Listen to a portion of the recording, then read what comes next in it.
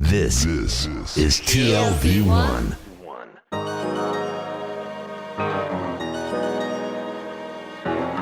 The Tel Aviv Review. Hello and welcome to the Tel Aviv Review, brought to you by the Van Leer Jerusalem Institute. I'm Dahlia Shenlin. And I'm Gilad Halpern. If you like us, please consider becoming a Patreon supporter by going to our homepage, tlv1.fm/Tel Aviv Review. Scroll to the bottom and click the big red button that says Patreon, because we're counting on you. Every week we bring you interviews with authors of books, research, and other things that we find interesting. This episode is the second in a series sponsored by Tel Aviv University's Stephen Roth Institute for the Study of Contemporary Anti-Semitism and Racism. Our guest today is Professor Amos Morris Reich. He's an academic who weaves together Jewish history and the philosophy of science. He is the incoming director of the Roth Institute.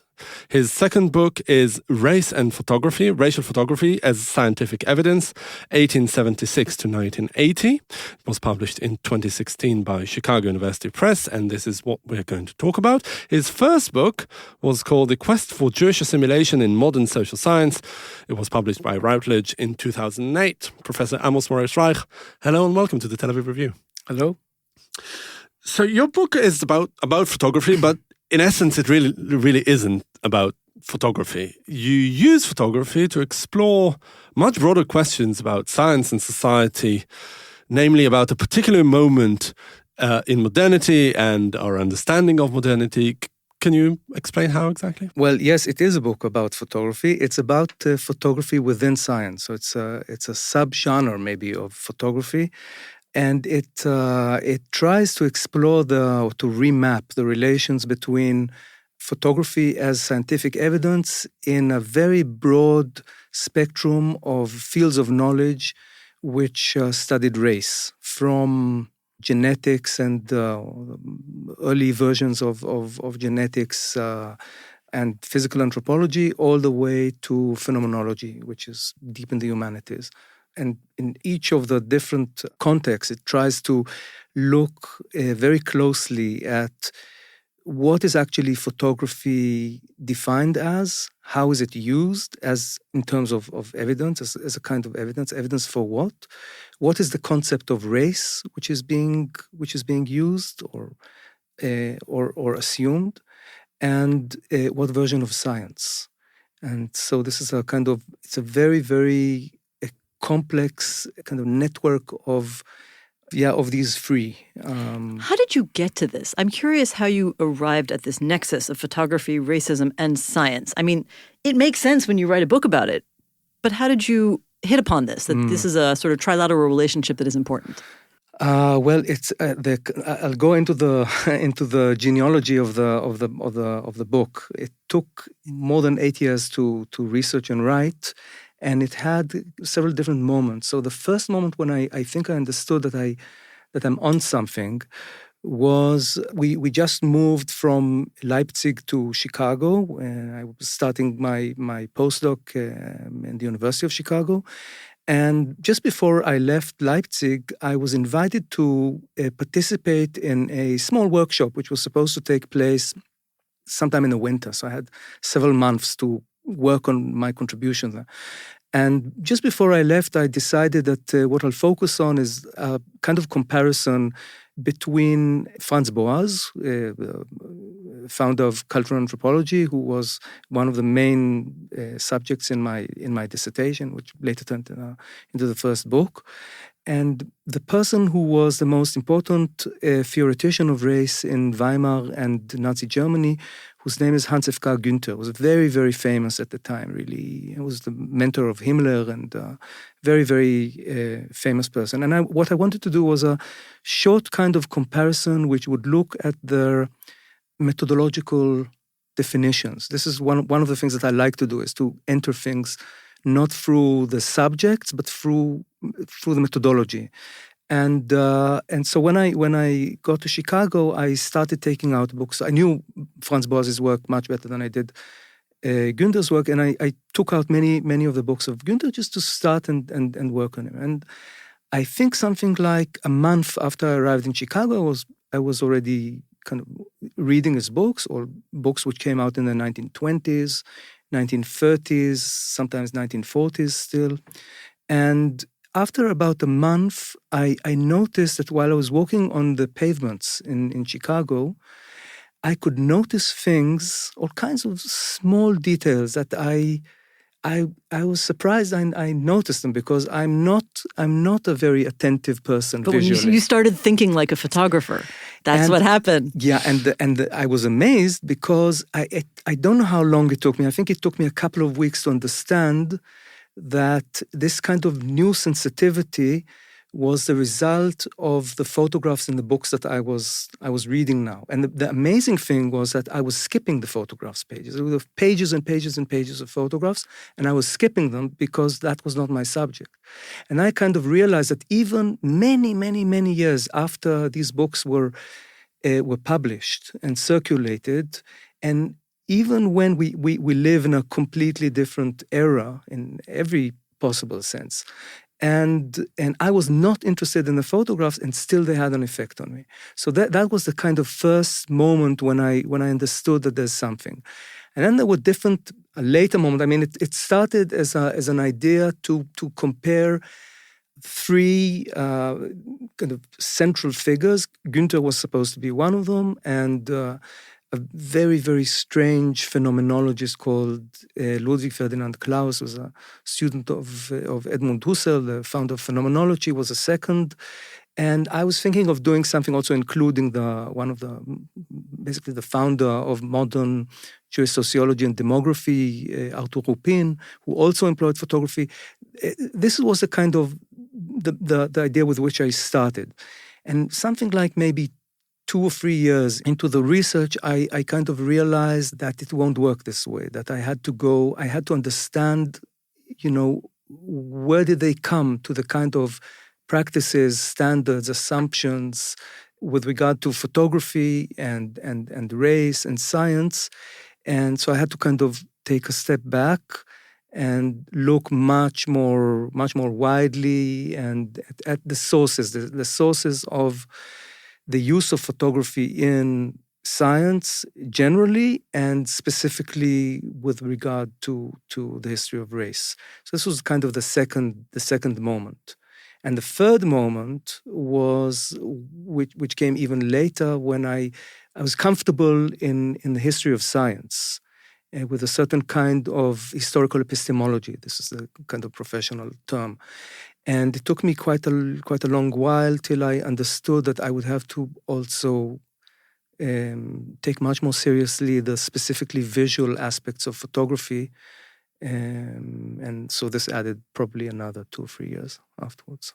The thing about the periodization of the book, just over 100 years from the last third of the 19th century till the last third of the 20th century, it feels like it's not just a coincidence, right? It's not because photography became a thing, but it's because society or science or the other realms that you're interested in evolved and matured in a certain way.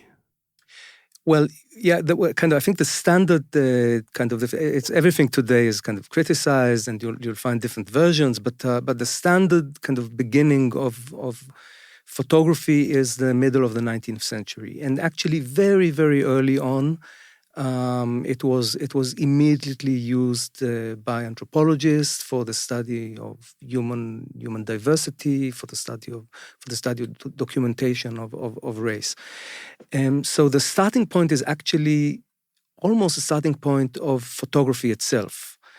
Now, the kind of trajectory of this kind of photography, and I in this book employed a methodological perspective, which is that I tried to look at what I found as the most innovative attempts to make scientific use of photography in the study of race. So wherever those took place, and in whatever form they took place, and this way one could actually look at several moments where there were methodological innovations in the use of photography in the study of race.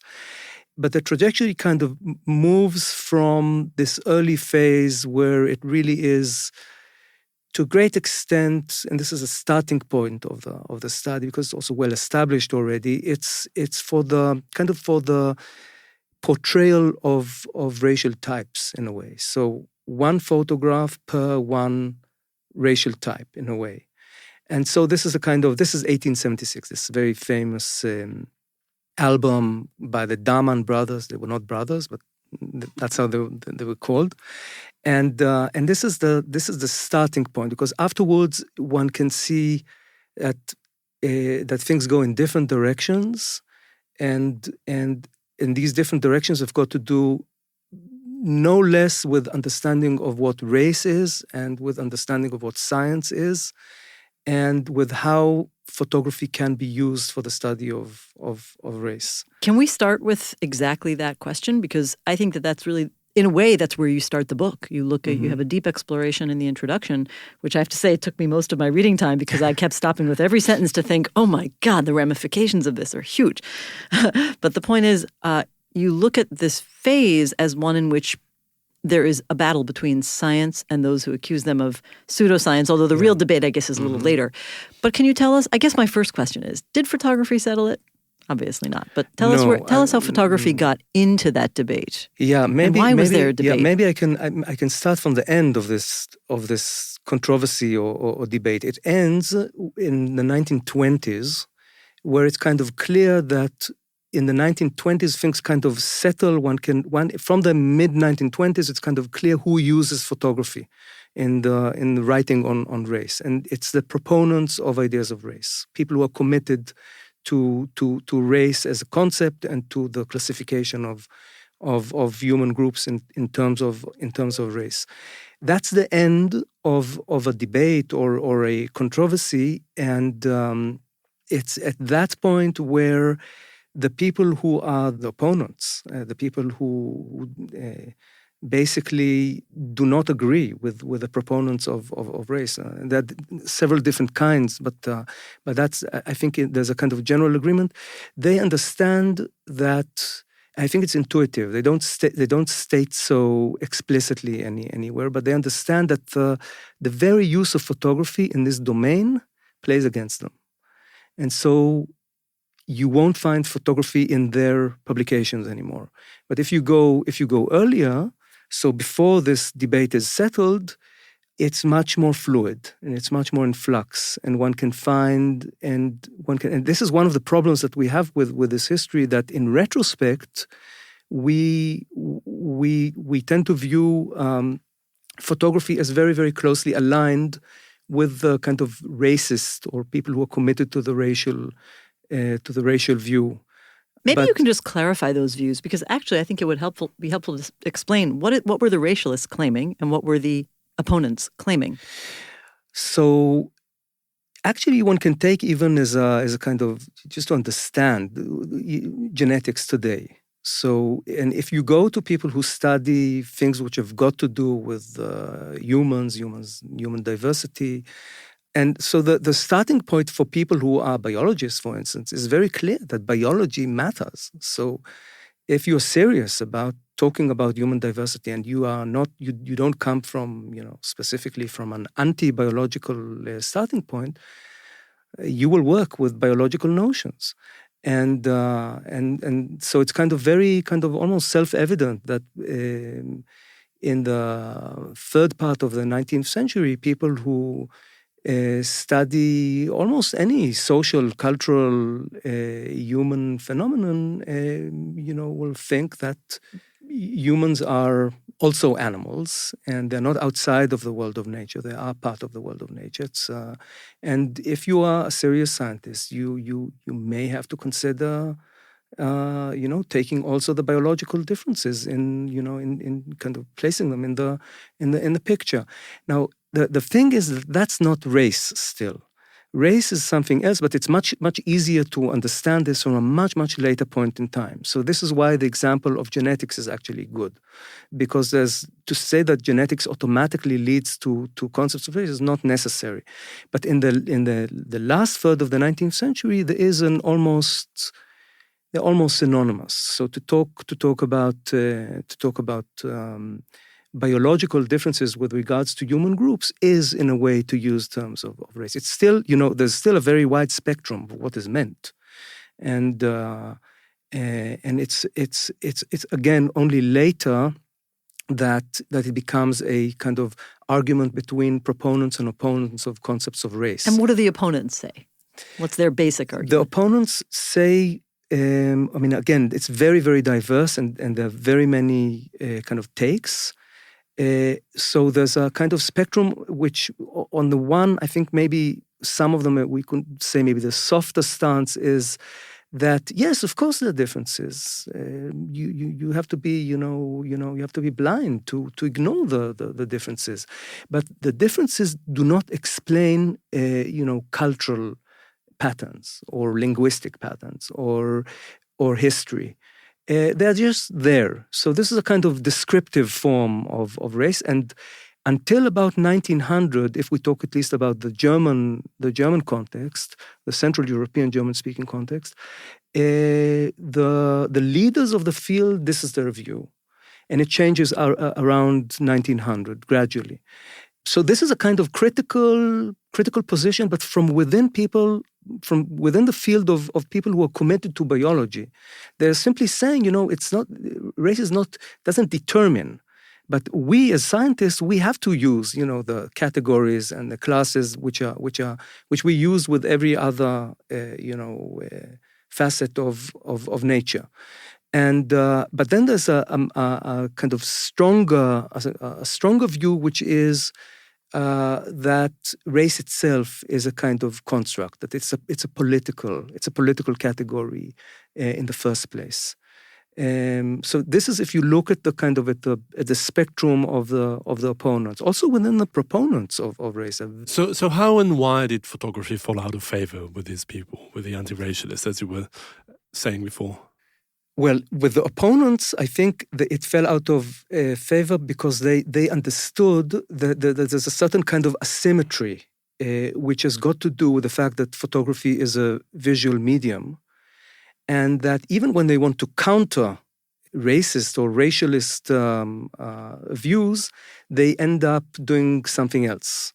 And this is how they kind of, they understood that it doesn't serve them, that they have actually maybe stronger ways to undermine and critique their opponents rather than with the use of photography. And this is something like in the mid-1920s. It's kind of settled.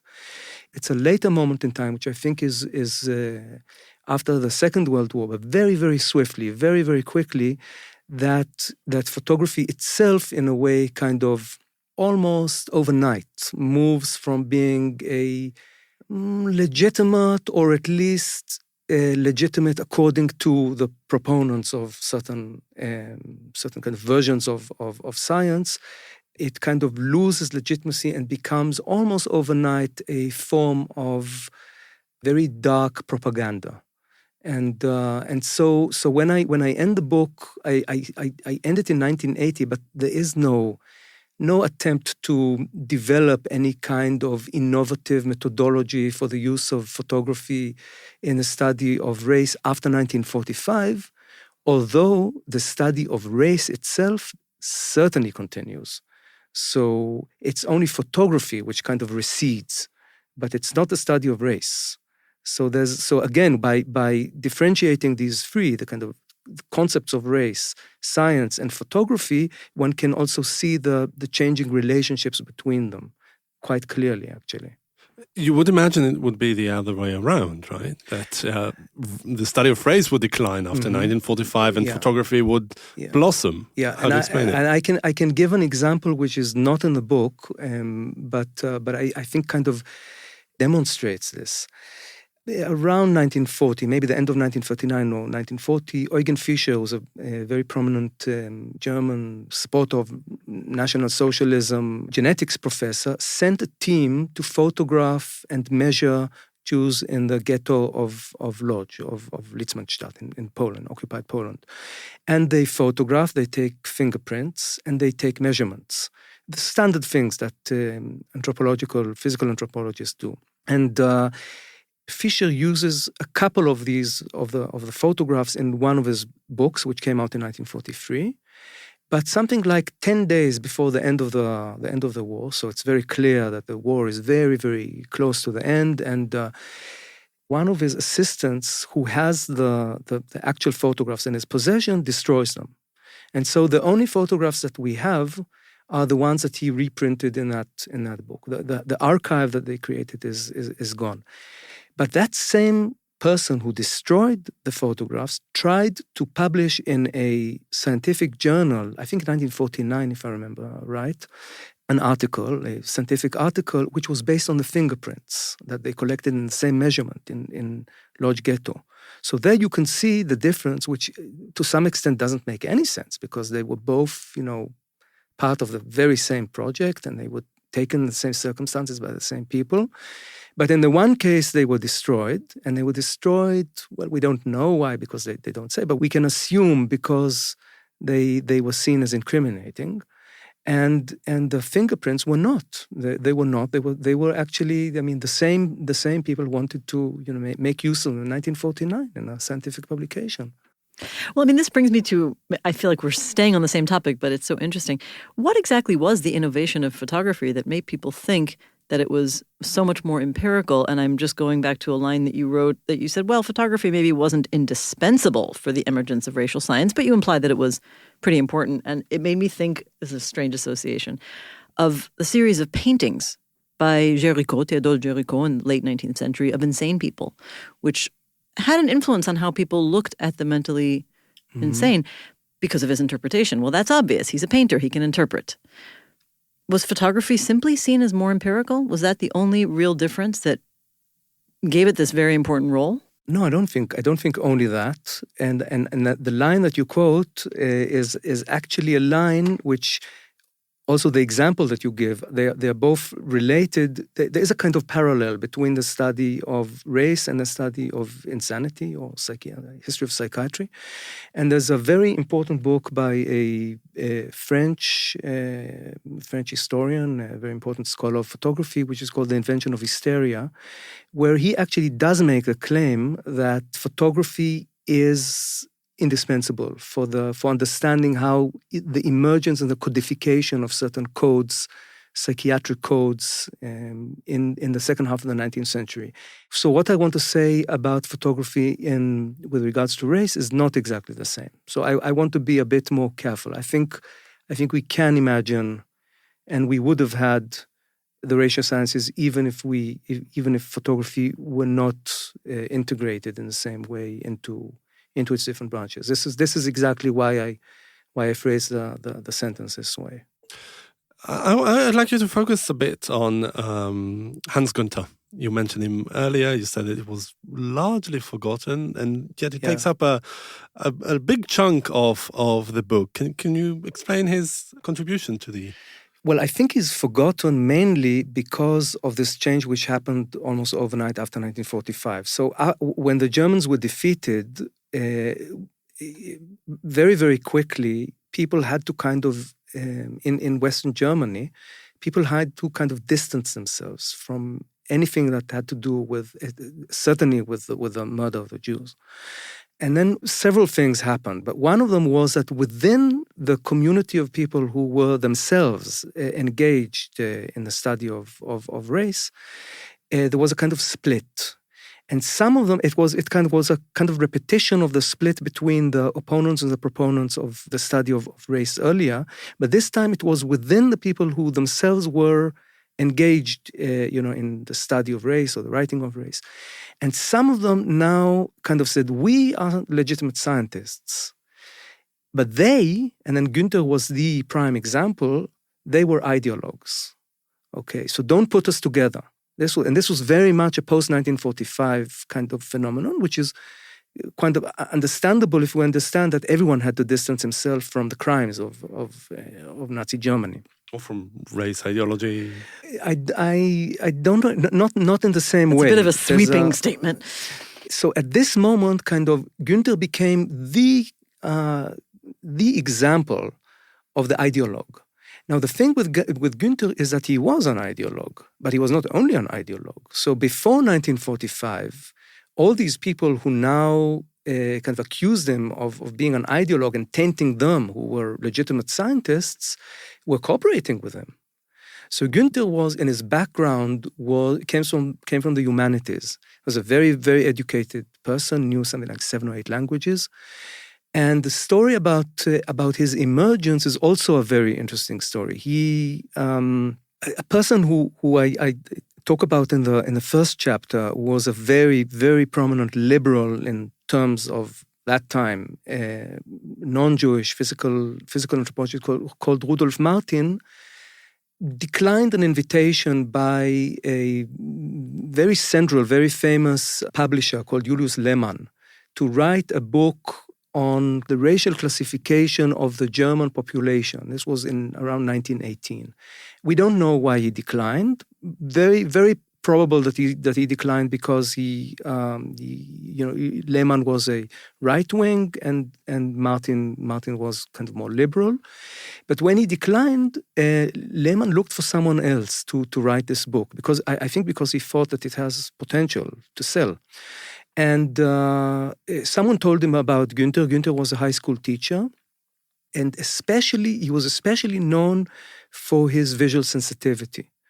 And Lehmann took him to a kind of test because he wasn't an academic in the same way as Rudolf Martin, and they went kind of on a kind of hike together. And Lehmann was so impressed by the sensitivity, visual sensitivity of Günther, that he invited him to write this book. This book became a huge, huge bestseller and was published numerous times, and I think was sold in millions.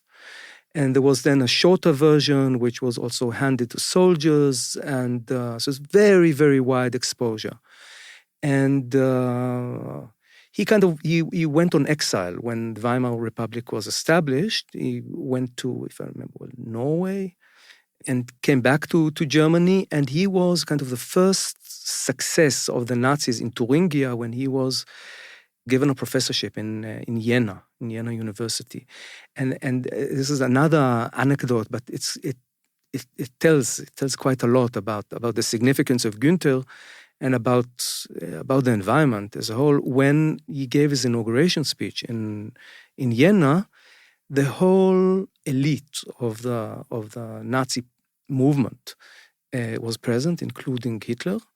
And this was the only visit of Hitler to a German university from that moment. I think it was 1928 till 1945. So there's so many things in this anecdote, but this was it was a political moment when he got this professorship, and in 1935 he was behind. I mean, his principles were behind the racial laws, and so he had one foot in ideology and another foot in scholarship or science, Wissenschaft in German. Later on, he was a professor in Berlin. So it in a way to accuse him of being an ideologue was not incorrect. It was only that it was a redefinition of the relations between science and ideology, which took place after 1945, and according to which done now by the people who were the people he collaborated with earlier. So not the opponents of principles of race, but the people who were still committed to the study of race and genetics, that he could now be kind of redefined as the ideologue. And because he was an ideologue, he kind of dropped out of the history of science. And because he dropped out of the history of science, he wasn't interesting anymore. And this is why no one knows about him today. So I am curious about the other side of the pond. It's almost impossible for me to think about Nazi racial theories and laws, especially because we have interviewed James Whitman in his book about the American inspiration for some of these laws. How do the findings Hitler's that American model. Yeah. How do the findings that you came up with relation to the development of racial science in the context of racializing Jews, in large part your book is about that. How would they overlap with what you know about racial thinking for all sorts of other races? Do they apply, or were they really focused largely on Jews, at least in the period that you're talking about? Well, so actually, and this is something that I understood from visits to archives. So I worked very, very closely with the archive in the Natural History Museum in Vienna. And the materials in the archives in Vienna, not that archive, but there's also another archive also in Vienna, the materials are numbered according to the time in which they entered. So you have the lowest numbers are the earliest, and the later ones are, when they came in. And Jews were only added to those archives very, very late. I think in Austria, after the Anschluss, so after the annexation in 1938. So these are this is where things become very complex, because these fields were, when anti-Semitism is definitely a kind of central kind of theme or thread which runs through the different chapters. But it doesn't correlate entirely with the emergence of the racial discourse. The two are not the same. And so if you follow, for instance, the entrance of material into the archives, you can see that Jews were not the people who were studied. And there was a question of what were the beliefs of the people who were working in these fields, if one can generalize about the fields themselves, about people who are of Jewish background or not of Jewish background, and to what extent and in what way are these related to or not to concepts of race, which are related mainly at first to non-whites in the German context, and then later are kind of applied to European populations themselves. And I think it is almost a given that in the European context, Jews were never really included in the first place racially. So again, you can have like the most important kind of defender of the Jews in these terms, a person who was expressly anti-Semitic, Felix von Luschan, an Austrian non-Jewish polymath. For him, it was very clear that Jews were racially non-Europeans, but he said they could be, excellent citizens. That the two things are not related. So it's a very, very complex kind of set of relations, and it's also that it becomes even more complex because of the gradual kind of Americanization of the discourse, of the discussion, and kind of from the American context, when you talk about race, first of all you mean African Americans or blacks, and for very good historical reasons, but when you try to kind of generalize from this to other cases, it causes all kinds of difficulties, because in Europe it's a different history. Yeah, you also say in the book that anti-Semitism and the colonial logic are completely different, completely apart. Yeah. But maybe my next question is not so scholarly, but more, perhaps to you as a pundit. Where does the adjective racial spill over to racist? What can you say about the relationship between the two? And maybe you can also mention the work of Arthur Rupin that you also explore in the book, who was a Jewish, a Zionist, a man central to this place. These semantic questions I find very, very significant and very tricky. So I know that there are people who are kind of work with definitions and distinguish between racial and racist and racialized and racist. And it's already a kind of an attempt to classify from the outside uses of language and in a different language, because German or in... and from a late moment in time. I think these are attempts to address a problem, which is that there are differences, and the differences are, from one perspective, these differences between a racist position and a racial position, between a determinist position and a descriptive position. These are important differences.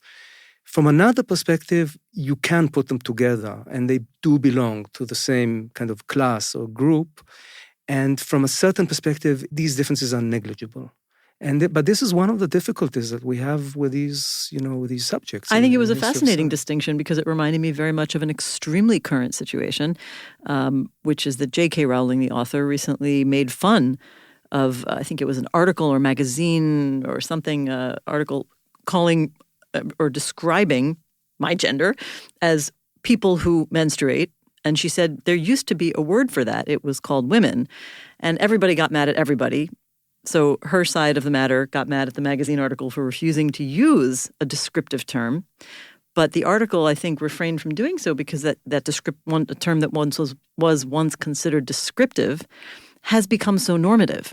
Aren't we talking about the very same debate in a way? Yeah, in a way, yes, and I think it's even good to try and compare the gender and the race.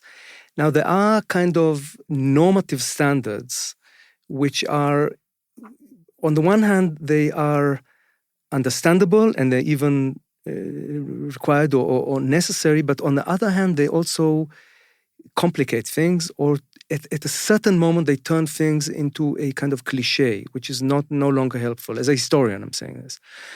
But yes, so for instance, a question about whether the two are analogous and whether there's a parallel between the two or not, gender and race is, at least for me, another kind of open question. I think I just meant the question of when does a biological fact become a statement of power or politics or normative or determinist. Yes, but enmeshed question. with the use of signifiers, of language. Right. Which are Which also is Gilad's unavoidable. question. Yeah. If I go to Rupin, so Rupin, I kind of started with Rupin because I was told, it was kind of a rumor, that Rupin, around the turn of the century, around 1900, he toured Eastern Europe and he photographed extensively. And no one knew where the photographs were situated or found. And because Rupin is so important in the history of Zionism, there was a case. And this is how I started, basically. And the more I kind of dug into it, I realized that Rupin is fascinating, but it is and it isn't part of the history of racial photography in the terms that I was kind of covering. First of all, so I found these materials. The materials were kind of glass plates, very few, not very many, in the Central Zionist Archive. Since then, they were scanned. One can even see them today. But the thing was that from my perspective, which was a methodological perspective, he was, in terms of what he tried to do with the photographs, his sophistication, his depth, how it interrelated with different facets of his work.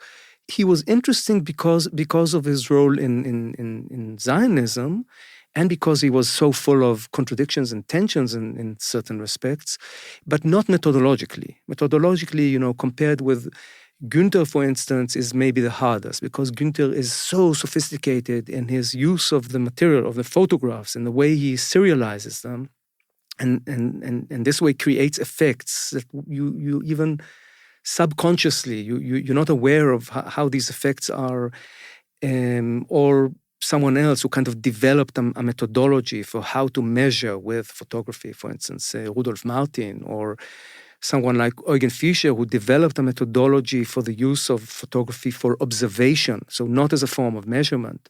Different methods, but very, very explicit, very developed, and Rupin wasn't there.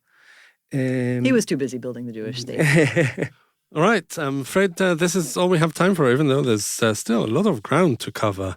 Professor Amos Moritz Reich, the incoming director of the Roth Institute, an academic who weaves together Jewish history and the philosophy of science and many, many other interesting, fascinating, I should say, topics, and the author of the recently published book, Race and Photography, Racial Photography and Its Scientific Evidence, 1876 to 1980. Thank you very much for coming in today. Thank you. And many thanks to Itai Shalom, our sound engineer and producer, and to the Van Leer Institute and the Roth Institute for the generous support. Now, a request. Many or most of you listen to us on the Apple Podcasts app, and we'd like to ask you to please consider writing us a review. Say anything. We support freedom of speech. Just go to the ratings and review section and write it all down. You can also support us by going to our website, tlv1.fm/Tel Aviv Review, and subscribing on our Patreon campaign. Check out our archive. We have about 600 interviews. Is that right, Gilad? 600? I think so. Just about, yeah. We are so prolific. If you like us, you can like us on Facebook, the Tel Aviv Review podcast, Ideas from Israel, and follow both me and Gilad on Twitter. Join us again next week for another edition of the Tel Aviv Review. And until then, goodbye.